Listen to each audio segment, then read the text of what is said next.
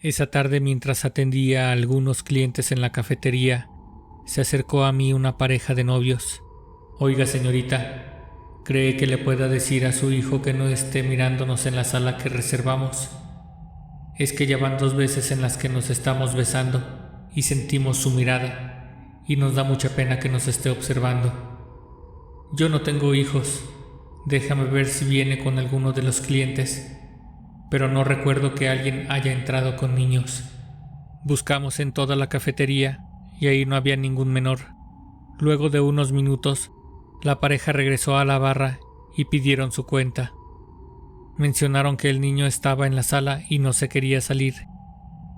En cuanto los clientes pagaron la cuenta y sin perder de vista el acceso a la sala en la que se encontraban, de inmediato fui a ver. Busqué incluso detrás de los sillones y efectivamente ahí no había ningún niño. Trabajé durante años en esa cafetería. Estaba ubicada en la zona centro. Ahí siempre ocurrían cosas extrañas. Dentro de uno de los cuartos privados que operaban solamente con reservación, había un almacén de insumos. Antes de abrir la cafetería, se sacaba de ahí todo lo que se iba a ocupar durante el día para no estar interrumpiendo a la clientela.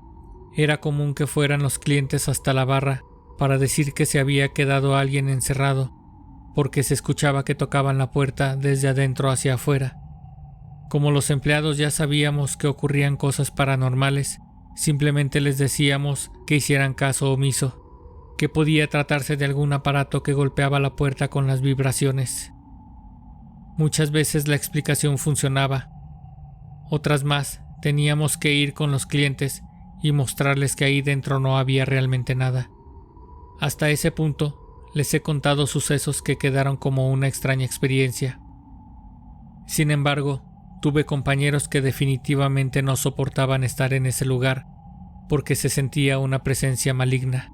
Se dice que algunas personas nacen con el don de ser más perceptivos en cuestiones extrasensoriales, y yo creo que sí es cierto, porque me tocó ver a la gente que entraba, disfrutaba de su estancia consumiendo, platicando y después salía muy complacida y no percibía nada, es decir, clientes frecuentes a los que les gustaba acudir al lugar. Y por otra parte, también tuvimos clientes que incluso, justo después de haberles servido la comida o bebida, pedían la cuenta y se retiraban, muy nerviosos diciendo: «Aquí espantan, ¿verdad?».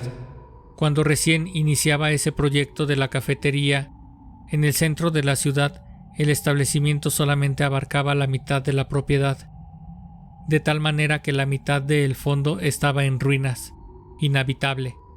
Las paredes de adobe se desmoronaban y una parte del techo hasta había colapsado. El dueño decidió que, dado que la clientela iba en aumento, se iban a ver en la necesidad de iniciar las obras para expandir el establecimiento. Iniciaron las obras de construcción.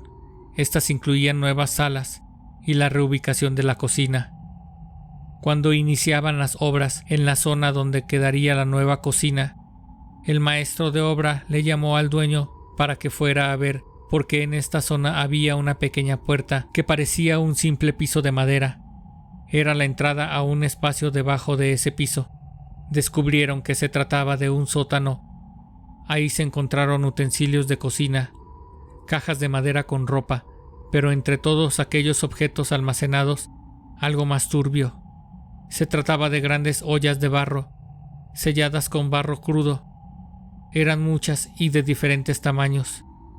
Decidieron abrir un par de ellas y descubrieron que dentro de cada olla había restos óseos de un bebé. Y nuevamente, como ocurre en muchas de estas situaciones en las que hay hallazgos de este tipo, prefirieron llenar esa bodega con tierra y escombros y sellar la entrada al sótano. Una de mis compañeras tenía un novio. A él le daba mucho miedo estar ahí. Sin embargo, como ella era familiar del dueño y trabajaba en ese lugar desde que era muy pequeña, pues él no tenía otra opción que aguantarse el miedo, porque solamente estando en el café podía estar cerca de ella. Su nombre era Rodrigo, y era tan común que él estuviera ahí que terminó por trabajar con nosotros. Él tenía mucha sensibilidad para percibir cosas. tanto que cuando ya era de noche, él evitaba a toda costa ir a la cocina. De hecho, tampoco entraba a un par de cuartos, porque decía que no soportaba la energía que había en esos lugares. Le daba mucho miedo. Una de las experiencias más aterradoras que se vivieron en ese lugar fue una vez que ya cerrado y justo antes de que saliera todo el personal, se escuchó como la puerta del fondo que da hacia la cocina se cerró fuertemente. Se trataba de una puerta de metal. Entonces Rodrigo miró a un hombre muy alto, vestido de monje, corrió desde el fondo con pasos fuertes hacia la barra donde todo el personal se alistaba para salir. El golpe de la puerta lo escucharon todos. Los pasos del ente que corría hacia la barra fueron escuchados solo por una compañera, por el dueño y por Rodrigo. Pero el único que logró ver a esta presencia cuando se dirigía hacia él fue él mismo. Entonces dio unos pasos hacia atrás, lentamente, y comenzó a sufrir un ataque de ansiedad. Desde ese día no se presentó a laborar ahí. De hecho, fue el principal motivo para que terminara la relación con mi compañera.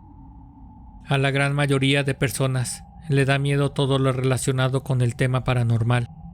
Sin embargo, estoy muy consciente de que ese lugar está plasmado de una energía que sirve de imán para cosas de alguna manera siniestras. Me refiero a que en realidad lo que a mí me daba más miedo eran cosas que viví con algunos clientes que actuaban de una manera muy extraña. Es como si una vez que ya están cómodos y se relajan, ellos quedan totalmente petrificados, sin probar nada de lo que ahí les servimos. Uno de los casos que más recuerdo es el de un señor que llegó muy temprano a la cafetería y ordenó un americano. Cuando la afluencia de clientes estaba muy tranquila, se acostumbraba a no molestarlos y esperar a que ellos solicitaran nuestros servicios. Entonces, una de mis compañeras se percató de que el señor llevaba alrededor de 1 hora con su café y ni siquiera lo había probado. Entonces me dirigí hacia la mesa donde estaba ese señor y le pregunté si todo estaba bien, y en silencio giró su cabeza lentamente hacia mí. Me sonrió y volvió a bajar su mirada. Esa mirada siempre la recordaré, como sin expresión alguna, como si no tuviera alma. Ya era casi la hora de cerrar el café, y esa persona no reaccionó. Justo estábamos pensando qué haríamos con él, cuando entraron un par de jóvenes a la cafetería, preguntando por una persona con sus mismas características. Le dijimos que sí, los llevamos hacia donde estaba el señor sentado y los muchachos le estuvieron hablando por un rato, así siguieron intentando hasta que el señor reaccionó. Según comentaron los jóvenes, el señor solamente iría a tomar algo mientras ellos hacían algunas compras. Al ver que el señor no regresaba, ni les contestaba las llamadas, decidieron ir a buscarlo a los lugares cercanos que aún estaban abiertos, y fue así como lo localizaron. Después de un rato, lograron hacer que el señor pudiera reaccionar, y al preguntarle qué le había pasado, lo único que él les respondió fue: «Perdón, no sé por qué me quedé dormido tanto tiempo». La zona centro de la ciudad tiene mucha historia, incluso desde antes de la llegada de los españoles. Esta era una zona de guerra entre tribus nativas. Como dato curioso, cerca del centro hay un río anteriormente llamado Río del Muerto. A este le habían nombrado así, debido a que en una de las laderas se colocaban a los cadáveres que habían caído en las batallas que se libraban con piedras y lanzas, además de algunas armas de guerra rudimentarias. Con el paso de los años y la culturización española, se crearon haciendas, iglesias y cementerios, y así esta zona está llena de iglesias conectadas por túneles que servían durante la Guerra Cristera. Se dice que, incluso hoy en día, hay casas antiguas que tienen acceso a estas vías de comunicación. La zona específica donde se encuentra la antigua casa, que era la cafetería, es parte de una hacienda, cruzando la calle, y a los costados, las construcciones son del mismo tipo. Se dice que era una sola familia la que habitaba ese lugar. A espaldas de la cafetería se encuentra una iglesia.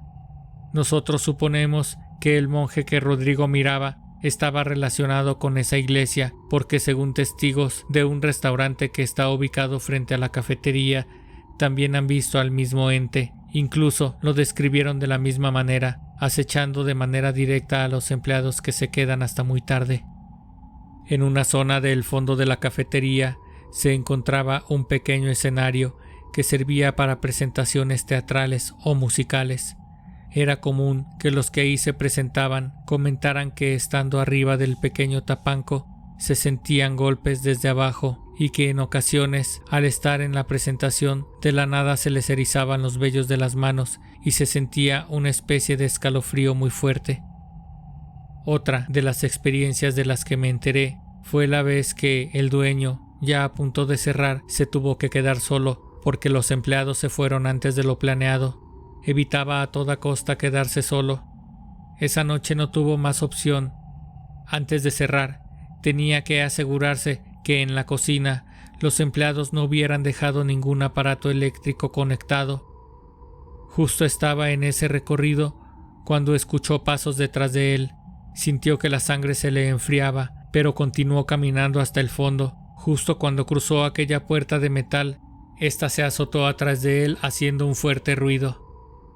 Para este momento, ya la mayoría de las luces estaban apagadas y por los nervios, al entrar a la cocina, no encontraba la manera de encender la luz.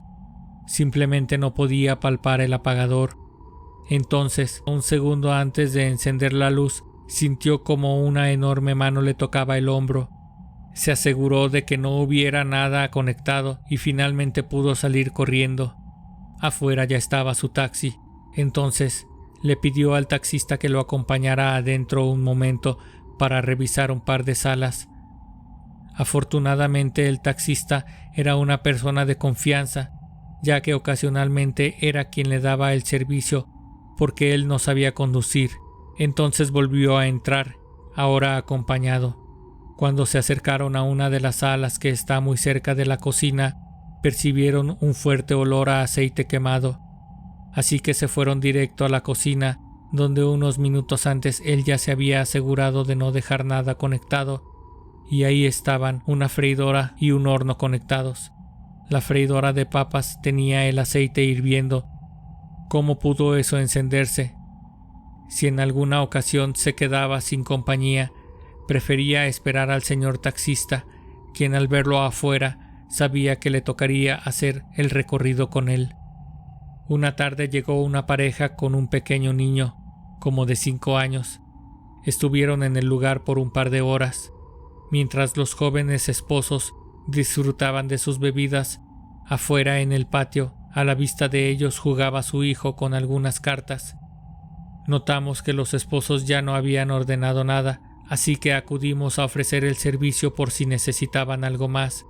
La respuesta de esa señora fue: «No, muchas gracias. Ya nos íbamos desde hace rato, pero mi hijo está jugando muy a gusto con el otro niño. Por cierto, ya tiene mucho tiempo jugando. ¿No sabes con quién viene? ¿No han venido a buscarlo?» No le dijimos nada acerca de que ahí no había ningún otro niño. Obviamente esto probablemente los ahuyentaría como clientes. El dueño nos tenía prohibido comentar algo acerca de que ahí había fantasmas. Así que nos limitábamos a decir que venía con otros clientes. Pensándolo bien, en realidad eran 2 fantasmas los que estaban atrapados en ese lugar, el niño y el monje. Pero además de eso debía haber alguna fuerza que hacía que algunas personas comenzaran a tener comportamientos extraños. Cuando nuestro patrón se iba de vacaciones, quien se quedaba a cargo era su hermana. Ella no creía en nada de eso, así que era de las personas que llegaba antes que todos y al final se iba incluso después de que se fuera el último ayudante. Una tarde, al llegar a abrir, la encargada temporal descubrió que dentro había una persona encerrada. Al principio pensó que desde el día anterior se había quedado un cliente dormido en el baño o en alguna de las salas privadas. Sin embargo, luego de interrogarlo, se dio cuenta de que se trataba de un ladrón, porque cuando empezó a hablar se la pasó pidiendo perdón. Decía que había ingresado desde la noche por la azotea y que un monje lo había tenido aterrorizado toda la noche. pues después de ingresar y antes de que pudiera llegar a la barra donde se encontraba la caja registradora, aquel monje salió caminando de una sala frente de esta zona, pero un segundo antes de que él lo embistiera, la figura se disolvió en el aire. Entonces él se giró para volver a salir por donde entró. Sin embargo, en cuanto daba la vuelta, ese monje volvió a embestirlo, así que él se tiró al piso y se quedó hecho bola temiendo a aquello que lo estaba atacando. Dejó que pasara un tiempo y pensó estar a salvo. Intentaba salir, pero le volvía a ocurrir lo mismo. Él pensó que rezando se iba a poder librar de aquello, pero después de un largo rato se daba cuenta de que sus rezos no habían servido de nada, porque ese ente no se iba. Ya cuando amaneció pensó que iba a estar a salvo y que por fin podía escapar tranquilo, pero justo cuando iba hacia arriba, escuchó la risa de un niño desde las diferentes salas, como burlándose de él cada que quería huir a la azotea, y la estructura decorativa por la que había descendido se le sacudía una y otra vez, tirándolo al piso. La encargada le llamó a la policía y el ladrón esperó pacientemente a que llegaran para entregarse. Cuando el encargado regresó de sus vacaciones, le preguntó a su hermana si el acontecimiento con el ladrón había cambiado su percepción acerca de los fantasmas en el café, pero ella dijo que seguía sin creer nada. Asimismo, me quedó más claro que aún hay personas que definitivamente tienen bloqueado ese sentido que permite o no ver y sentir alguna presencia fuera de este plano terrenal. Era común ver que llegaban acosadores a este establecimiento.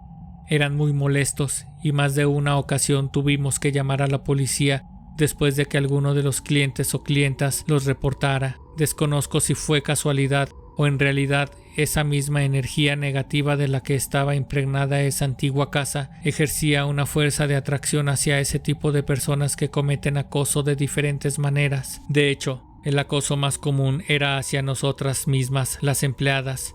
La mayor parte de las veces y por la misma experiencia sabíamos cómo manejar las situaciones.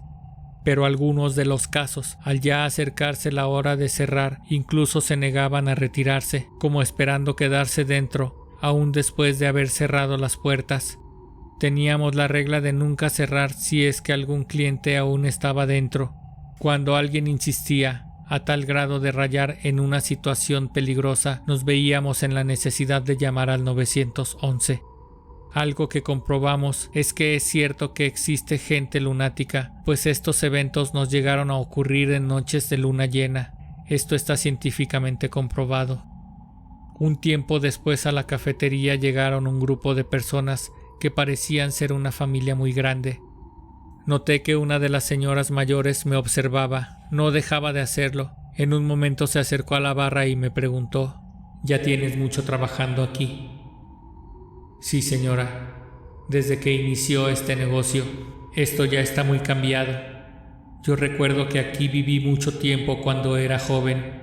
Era la casa de mi tía. Yo noté que la señora me quería preguntar algo y no se animaba, así que le di la confianza diciéndole: ¿Quiere ir a dar una vuelta por la casa?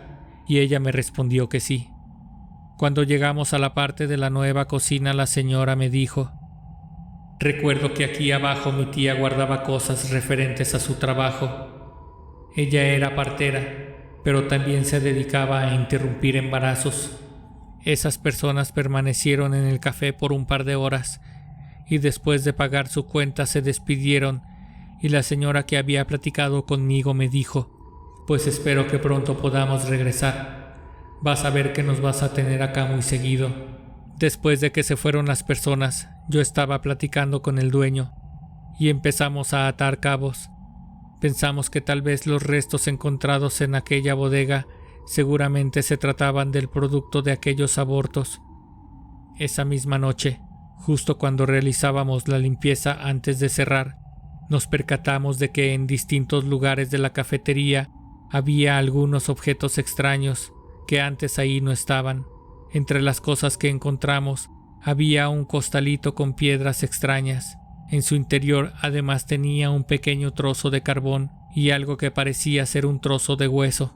En otra esquina del lugar encontramos una vela negra amarrada con un listón también de color negro, pero lo más siniestro que encontramos fue una fotografía antigua de la fachada de ese lugar, y detrás de esta imagen había un nombre escrito con tinta roja, muy intensa. Pensamos que podía tratarse de sangre. Decía Aurora. Después de la visita de estas personas, el negocio se empezó a ir para abajo. De un día para otro, la clientela fue bajando y los eventos paranormales fueron en aumento.